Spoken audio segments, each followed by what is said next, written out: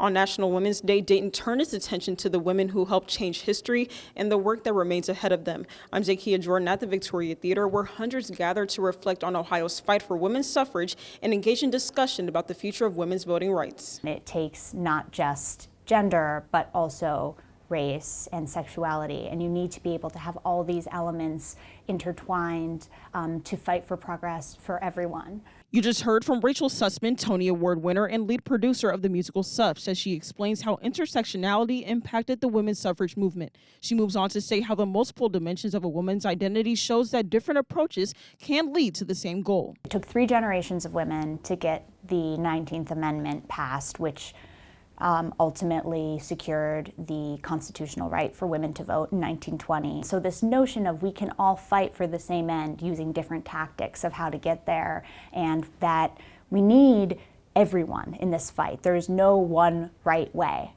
to get it done.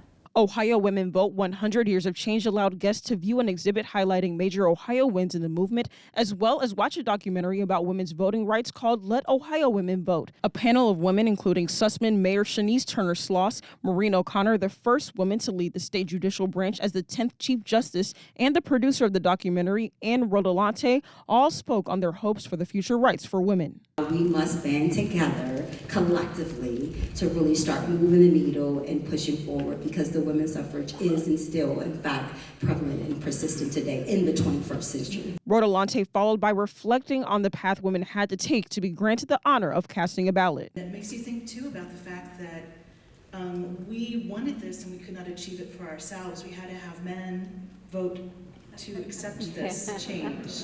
And that just is kind of mind-blowing that enough men were cool with this idea. After the panel, guests were met with the League of Women Voters, giving them a chance to register if they hadn't already and continue to build community.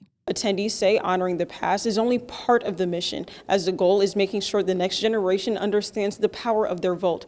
Sunday's message was clear: progress is worth celebrating, but participation is what keeps it moving forward. Reporting in Dayton, I'm Zakiya Jordan.